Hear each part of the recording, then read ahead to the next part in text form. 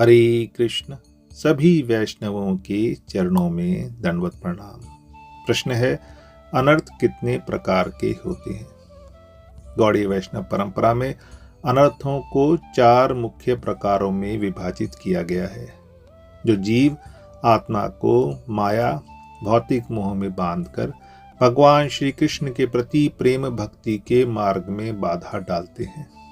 यह 4 अनर्थ हैं: स्वरूप भ्रम या तत्व भ्रम, दूसरा है असत तृष्णा, तीसरा है अपराध और चौथा है हृदय दौर्बल्य। शास्त्रों के अनुसार इन अनर्थों को दूर किए बिना भक्ति की सच्ची सफलता प्राप्त नहीं हो सकती। ये अज्ञान अविद्या से उत्पन्न होते हैं और भक्ति के दूसरे चरण अनर्थ निवृत्ति में इनका नाश होता है। प्रत्येक अनर्थ के 4 उप प्रकार होते हैं, जिससे कुल 16 अनर्थ माने जाते हैं। ये अनर्थ भक्ति मार्ग में राक्षसों की तरह कार्य करते हैं, जो भक्ति को नष्ट कर सकते हैं, किंतु साधु संगति और नाम जप से इनका निवारण संभव है। पहला, स्वरूप भ्रम या तत्व विभ्रम, अर्थात अपनी असली आध्यात्मिक पहचान का भ्रम। यह अनर्थ जीव को उसके वास्तविक स्वरूप से भटका देता है। जीव स्वयं को कृष्ण का नित्य सेवक समझने के बजाय भौतिक शरीर, जाति, पद या देश से जोड़ लेता है। वह भगवान, भक्ति के लक्ष्य, साधन और माया के सच्चे तत्व को गलत समझता है। यह सबसे जड़ अनर्थ है, क्योंकि इससे बाकी अनर्थ पैदा होते हैं। उदाहरण, जैसे कोई दर्पण में अपना चेहरा देख रहा हो, लेकिन दर्पण धुंधला हो तो गलत चेहरा दिखता है। वैसे ही यह भ्रम जीव को गलत दिखाता है। स्वरूप भ्रम के 4 उप प्रकार। पहला है स्वतत्व भ्रम, स्वयं के स्वरूप का भ्रम, अर्थात स्वयं को शरीर मानना। दूसरा है पर तत्व भ्रम, भगवान श्री कृष्ण के तत्व का भ्रम, अर्थात उन्हें साधारण मानना। तीसरा है साध्य साधन तत्व भ्रम, भक्ति के लक्ष्य, प्रेम और साधन अभ्यास का भ्रम, अर्थात मुक्ति को लक्ष्य मानना। चौथा है माया तत्व भ्रम, अर्थात माया का भ्रम, भौतिक सुख को आध्यात्मिक मानना। इसका उदाहरण इस प्रकार है, स्वतत्व भ्रम। कोई यह सोचता है कि मैं बहुत सफल हूँ, मैं इस ऊंचे पद पर हूँ, मेरे पास बहुत धन है, मैं आकर्षक दिखता हूँ। वह और अच्छा दिखने के लिए व्यायाम करता है, शरीर को सजाने के लिए अच्छे कपड़े लेता है और वह सामाजिक पृष्ठों अर्थात सोशल मीडिया आदि में अपने चित्र डालता है कि लोग उसकी प्रशंसा करें। वह इन्हीं बातों में उलझकर रह जाता है और कभी नहीं सोचता कि मैं आत्मा हूँ, श्री कृष्ण का सेवक हूँ। यह देह तो बस कुछ सालों का ही है। इसका परिणाम यह होता है कि वह जीवन भर शरीर के सुख दुख में फंसा रहता है। उसे सच्चा सुख नहीं मिलता, जो है भगवान श्री कृष्ण के चरणों की भक्ति और प्रेम। दूसरा, पर तत्व भ्रम। एक पढ़ा लिखा व्यक्ति श्री कृष्ण को केवल एक पुरानी कहानी मानता है। वह उनको एक इतिहास का पात्र मानता है। वह कहता है कि कृष्ण तो महाभारत के पात्र थे, कोई सच में भगवान नहीं, या वे बस एक अवतार हैं, ब्रह्म से अलग नहीं। इससे वह श्री कृष्ण की लीला, नाम और रूप की शक्ति को नहीं समझता और भगवान को कोई देवता आदि मानकर पूजा भी नहीं करता। तीसरा है साध्य साधन तत्व भ्रम। कोई यह सोचता है कि भक्ति का अर्थ केवल मंदिर जाना और फल मांगना है। मैं रोज पूजा करूंगा जिससे अच्छी नौकरी मिले या संतान सुख की इच्छा आदि। वह मुक्ति या स्वर्ग को भक्ति का सच्चा लक्ष्य मानता है, जबकि सच्चा लक्ष्य तो श्री कृष्ण से प्रेम और साधन शुद्ध नाम जप है, जिससे वह पूर्णता अनिभिज्ञ रहता है। और चौथा है माया तत्व भ्रम।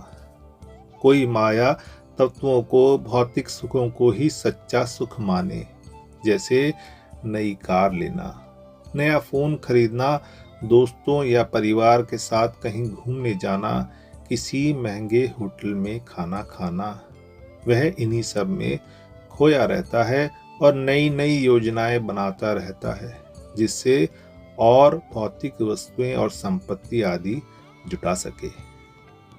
इन सब की उत्पत्ति का कारण है माया का मोह और पिछले जन्मों के अशुभ संस्कार। इनकी निवृत्ति का उपाय है साधुओं की संगति में रहना, श्री कृष्ण की कथाएं सुनना और हरि नाम महामंत्र का जप करना। इससे यह भ्रम दूर होते हैं। अमनाय सूत्र में आता है स्वतत्वम पर तत्वम च साध्य साधन तत्वयो माया तत्वे च विभ्रंति निर्गेया तत्व विभ्रमश्च दुर्विधम। स्वयं के स्वरूप, भगवान के स्वरूप, भक्ति के लक्ष्य, साधन और माया के स्वरूप में भ्रम ही तत्व विभ्रम के 4 प्रकार हैं। इसकी निवृत्ति के लिए उपदेशामृत में श्लोक आता है उत्साहान निश्चयात् धैर्यात् तत् तत् कर्म प्रवर्तन्तात् संग त्यागात् सतो वृत्तिः षड्भिरः भक्ति प्रसिद्धयति। अर्थात उत्साह, विश्वास, धैर्य, अच्छे कर्म करना, बुरी संगति छोड़ना और साधुओं जैसा आचरण, इन 6 से भक्ति सफल होती है। दूसरा है असत तृष्णा, नश्वर या असत चीजों की प्यास। यह अनर्थ जीव को ऐसी चीजों की इच्छा करवाता है जो हमेशा नहीं रहती, जैसे धन, सुख या शक्तियां। यह प्यास कभी नहीं बुझती और भक्ति को नष्ट कर देती है। जैसे रेगिस्तान में दूर से पानी दिखता है लेकिन पास जाओ तो केवल रेत ही रेत, वैसे ही ये इच्छाएं भी झूठी हैं। इसके भी 4 उप प्रकार हैं। एही कैशवेषणा, इस संसार के सुखों की इच्छा, अर्थात धन, परिवार आदि। दूसरा है पारलौकिके शेषणा, स्वर्ग की सुखों की इच्छा। तीसरा है भूति वांछा, योग की शक्तियों, सिद्धियों की चाह। और चौथा है मुमुक्षा, अर्थात मुक्ति की इच्छा। इसका उदाहरण इस प्रकार है। पहला, एही कैशवेषणा। कोई यह सोचता है मैं और पैसे कमाऊंगा, नई कार लूंगा, बड़ा घर बनाऊंगा, परिवार को खुश रखूंगा। वह सुबह से रात तक काम करता है, छुट्टी नहीं लेता, परिवार से, बच्चों से बात करने के या मिलने का समय नहीं मिलता। पैसे मिलते हैं तो उसकी चाह और बढ़ती ही जाती है, अब और बड़ी कार और बड़ा घर इत्यादि। इसका परिणाम होता है स्वास्थ्य की हानि, परिवार से दूरियां, परंतु उसकी तृष्णा नहीं रुकती। दूसरा है पारलौकिकेश्वेषणा। कोई यज्ञ आदि करवाता है या करता है और सोचता है कि वह स्वर्ग जाएगा, वहां अमर जीवन होगा, सुंदरियां होंगी, कोई दुख नहीं होगा। वह दान देता है, लेकिन शास्त्र कहते हैं कि स्वर्ग भी समाप्त होता है, कर्म खत्म होने पर वापस पृथ्वी पर गिरना पड़ता है। श्रीमद् भागवत में कथा आती है, भगवान श्री कृष्ण ने अपने मित्रों को ब्राह्मणों के घर में भात लेने के लिए भेजा, जो स्वर्ग की इच्छा से यज्ञ कर रहे होते हैं। ब्राह्मण उनकी बातों पर ध्यान नहीं देते, परंतु उनकी पत्नियां श्री कृष्ण की सेवा के लिए दौड़ पड़ती हैं। वे अपने पतियों की आज्ञा की परवाह न करते हुए भगवान के प्रति प्रेम से अन्न सामग्री लेकर आती हैं। उनकी पत्नियों को भगवान के प्रेम की प्राप्ति हो जाती है, परंतु ब्राह्मण लोग बाद में पछताते हैं कि स्वयं समस्त यज्ञों और कर्मों के भोक्ता हमारे द्वार पर आए और हम तुच्छ स्वर्ग आदि की तृष्णा में फंसे रह गए। तीसरा होता है भूति वांछा। एक योगी अणिमा, लघिमा, महिमा आदि सिद्धियों की वांछा लेकर ध्यान साधना आदि करता है। वह सोचता है कि ये शक्तियां आदि ही सब कुछ हैं। इनके मिलने से लोग मेरा सम्मान करेंगे, मुझे पूजेंगे। लेकिन ये शक्तियां माया की हैं, भक्ति नहीं बढ़ाती, उल्टा अभिमान बढ़ाती हैं। जब व्यक्ति भक्ति मार्ग में आगे बढ़ता है तो यह सब सिद्धियां अपने आप प्रकट होती हैं। परंतु एक सच्चा भक्त इन सब सिद्धियों आदि से मोहित नहीं होता, क्योंकि उसे पता होता है कि परम सुख तो श्री राधा कृष्ण की सेवा में है, उनकी भक्ति में है। तीसरा है मोक्षा। कोई मुक्ति आदि को ही सर्वोच्च सुख मानता है। उसे लगता है मुक्ति ही सर्वश्रेष्ठ है। मैं तप कर मुक्ति पाऊंगा, ब्रह्म में घुल जाऊंगा, कोई दुख दर्द नहीं रहेगा। लेकिन एक वैष्णव मुक्ति की इच्छा कभी नहीं करता। उसे तो बस श्री कृष्ण का प्रेम चाहिए। भक्ति रसामृत सिंधु में आता है, भुक्ति मुक्ति स्पृहा यावत पिशाची हृदि वर्तते, तावत भक्ति सुख सयात्र कथम अभ्युदयो भवेत। भुक्ति मुक्ति दोनों पिशाची चुड़ैल हैं। जब तक भुक्ति और मुक्ति की कामना हृदय में रहेगी, तब तक भक्ति महादेवी का प्राकाट्य नहीं होगा। भगवान के आनंद से बड़ा कोई आनंद नहीं है। श्री कृष्ण स्वयं अपने भक्तों की देखभाल करते हैं, इसीलिए उनके भक्त मुक्ति को भी अस्वीकार करते हैं। इसका उत्पत्ति का कारण स्वरूप भ्रम से है, जब जीव नश्वर को स्थायी समझता है।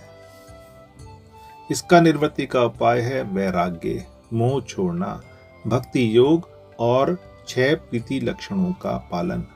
भक्तों से लेना देना, भक्तों से अपने रहस्य बताना, भक्तों के साथ भोजन करना आदि। अमान्य सूत्र में श्लोक आता है, एहि कैशवेषणा पर त्रिकेशु चैषणा शुभा, भूति वांछा मुमुक्षा चा हयसत तृष्णा शचु तु विरधम। अर्थात सांसारिक इच्छा, स्वर्गीय इच्छा, सिद्धियों की चाह और मुक्ति की इच्छा असत तृष्णा के 4 प्रकार हैं। उपदेशामृत में इसकी निवृत्ति के लिए आया है, ददाति प्रतिग्रहणाति गुहयम आख्याति पृच्छति भुक्ते भोजयते चैव षड्विधम प्रीति लक्षणम।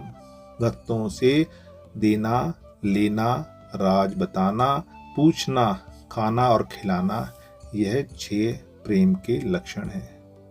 6 प्रीति लक्षण इस प्रकार हैं, ददाति अर्थात देना, भक्तों को अपनी संपत्ति, ज्ञान या सहायता देना, जैसे दान देना। दूसरा है प्रतिग्रहणाति लेना, भक्तों से विनम्रता से कुछ ग्रहण करना, जैसे प्रेम से भोजन लेना। तीसरा है गुह्यम आख्याति, रहस्य बताना, भक्तों के साथ अपने हृदय के गहरे विचार या भक्ति के अनुभव साझा करना। चौथा है पृच्छति, पूछना, भक्तों से भक्ति और शास्त्रों के बारे में प्रश्न करना। पांचवा है भूखति, खाना, भक्तों के साथ मिलकर भोजन करना जो प्रेम को बढ़ाता है। और छठा है भोज्यते, खिलाना, भक्तों को भोजन कराना जो सेवा का भाव दर्शाता है। यह लक्षण भक्तों के बीच विश्वास, प्रेम और एकता को बढ़ाते हैं, जो भक्ति को गहरा बनाता है। ये अनर्थ निवृत्ति, अनावश्यक इच्छाओं को दूर करने में भी सहायक है। तीसरा है अपराध, अपराध या गलतियां। यह अनर्थ भगवान उनके नाम रूप भक्तों या जीवों के प्रति प्रेम को नष्ट कर देता है। जैसे विष अमृत को नष्ट कर देता है, वैसे ही छोटा सा अपराध पूरी भक्ति को समाप्त कर सकता है। इसके प्रकार हैं कृष्ण नाम के प्रति अपराध, जैसे 10 नाम अपराध। दूसरा है कृष्ण रूप के प्रति अपराध, मूर्ति या धाम जैसे वृंदावन आदि का अनादर करना। तीसरा है वैष्णवों के प्रति अपराध, अर्थात भक्तों की निंदा करना। चौथा है जीवों के प्रति अपराध, अर्थात जीवों प्राणियों को दुख देना। इसका उदाहरण है कृष्ण नाम के प्रति अपराध। कोई व्यक्ति हरि नाम जपता है लेकिन मन में सोचता है कि ये तो बस शब्द है, कोई जादू नहीं। या भक्तों की बुराई करता है सत निंदा, जैसे सत्संग में कहना वह वैष्णव तो दिखावा करता है आदि। पवित्र नाम के विरुद्ध 10 अपराध इस प्रकार हैं। भगवान के भक्त की निंदा करना, भगवान और देवताओं को एक ही स्तर का मानना और यह सोचना कि कई देवता हैं, आध्यात्मिक गुरु के आदेशों की उपेक्षा करना, शास्त्रों वेदों के अधिकार को कम करना, भगवान के पवित्र नाम की व्याख्या करना, जप के बल पर पाप करना, विश्वासघातियों को भगवान के नाम की महिमा का उपदेश देना, पवित्र नाम के जप की तुलना भौतिक धर्म परायणता से करना, पवित्र नाम का जप करते समय असावधान रहना और पवित्र नाम का जप करते हुए भौतिक वस्तुओं में आसक्त रहना। दूसरा, कृष्ण रूप के प्रति अपराध। मंदिर में जूते पहनकर जाना या थूकना, या वृंदावन जाकर सोचना यह तो घूमने की जगह है। धाम की पवित्रता का अनादर करना। आजकल सोशल मीडिया आदि में रील बनाने का भी बहुत चलन है। भगवान को लड्डू खिलाते हुए रील बनाना या उनके आगे रोना आदि का अभिनय कर रील बनाना, ये कोई वास्तविक भक्ति नहीं है, पर अभितु अभिनय मात्र है। यह सभी अपराध की श्रेणी में आते हैं, क्योंकि ये भगवान के प्रति भक्ति के लिए नहीं अपितु अपनी प्रसिद्धि के लिए किए जाते हैं। तीसरा है वैष्णवों के प्रति अपराध। सत्संग में किसी भक्त की उन्नति देखकर उससे ईर्ष्या करना, उसके बारे में अनुचित कहना, जैसे वह तो झूठी भक्ति करता है, असल में उसकी मंशा कुछ और है, या उसकी निंदा करना, इससे ईर्ष्या और घृणा बढ़ती है। चौथा है जीवों के प्रति अपराध। किसी दरिद्र को ताना मारना या पशु को मारना, सोचना यह छोटा जीव है, इससे क्या होता है। मांसाहार करना या हिंसा करना या जानवर के चमड़े आदि से बने उत्पादों को जानबूझकर लेना, क्योंकि ये भी हिंसा को ही बढ़ावा देता है। लोग अगर ऐसी वस्तुओं को लेंगे ही नहीं तो इनका उत्पादन भी नहीं होगा। इसकी उत्पत्ति में अहंकार में आकर या जानते बूझते असावधानी से अपराध करना है। इसकी निवृत्ति का उपाय है कि जिससे अपराध हुआ हो उसके पैरों में गिरकर अपराध की क्षमा मांगना और शुद्ध नाम का जप बढ़ाना।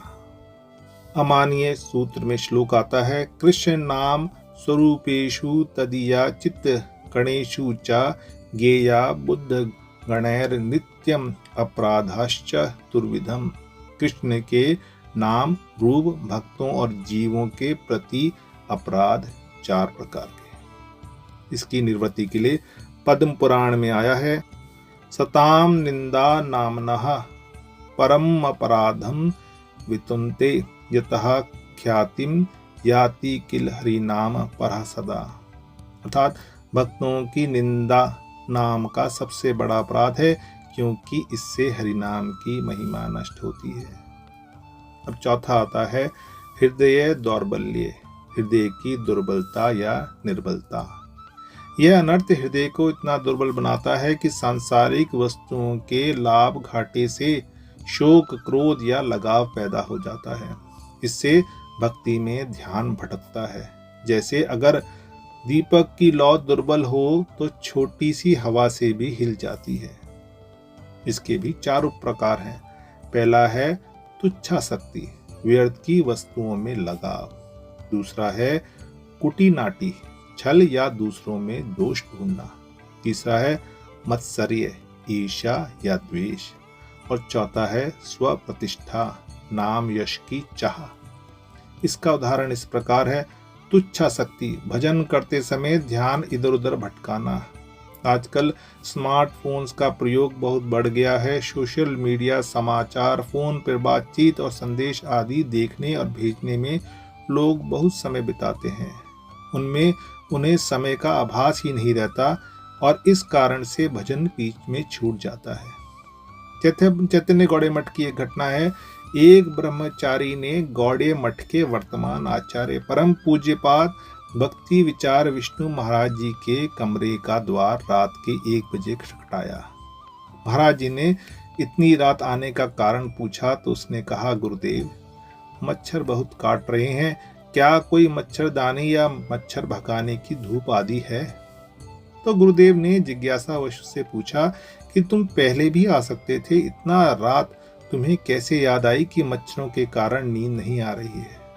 तो ब्रह्मचारी ने कहा, गुरुदेव मैं उससे पहले फोन देख रहा था, उसने समय और मच्छरों का पता ही नहीं चला।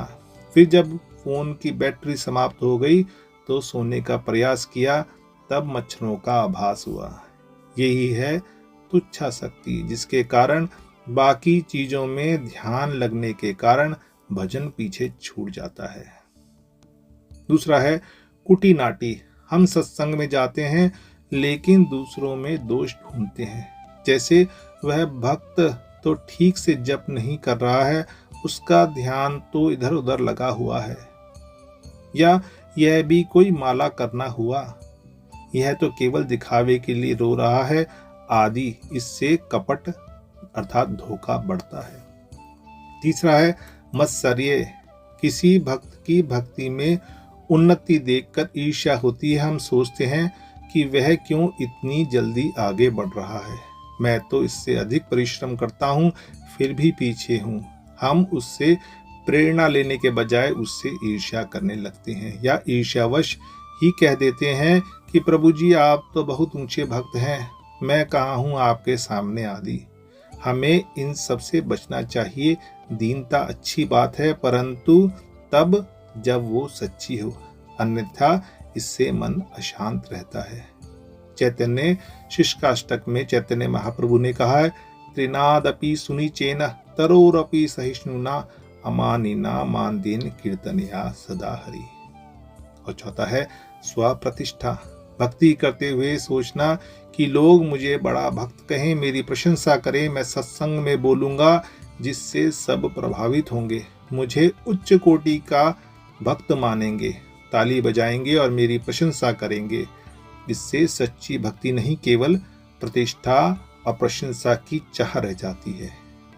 इसका उत्पत्ति का कारण है अविद्या और बाकी अनर्थ। निर्वृत्ति का उपाय है 6 वेगों वाणी, मन, क्रोध, जिह्वा, पेट, इंद्रिय का नियंत्रण और साधु सेवा।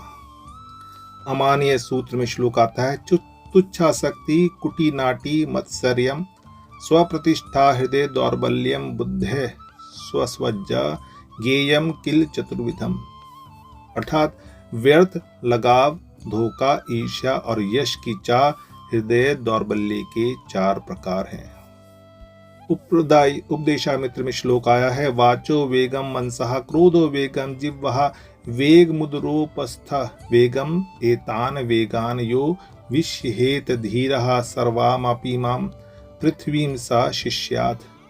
अर्थात जो बोलने, मन, क्रोध, जिह्वा, पेट और इंद्रिय की इच्छाओं को सहन करता है वह पूरी पृथ्वी को सिखा सकता है। ये सब अनर्थ साधु संग, शुद्ध भक्तों की संगति, हरि नाम जप और भक्ति के 9 अंगों अर्थात श्रवणम, कीर्तनम, विष्णु स्मरणम, पाद सेवनम, अर्चनम, वदनम, दास्यम, सख्यम, आत्मनिवेदनम, इनसे दूर होते हैं। भक्ति रसामृत सिंधु में कहा गया है, क्लेश धनी शुभदा, मोक्ष लघुता, कृत सुदुर्लभा, सानंद्रांध विशेषात्मा, श्री कृष्णा कृष्णी चसा। अर्थात भक्ति दुख नष्ट करती है, अच्छाई देती है, मुक्ति को छोटा बनाती है, दुर्लभ है, आनंद से भरी है और श्री कृष्ण को अपनी ओर खींचती है। इन्हें समझकर और ध्यान में रखकर हम साधना करें तो भक्ति मार्ग सुलभ हो जाएगा। हरे कृष्ण कृष्ण कृष्ण हरे हरे, हरे राम राम राम हरे हरे।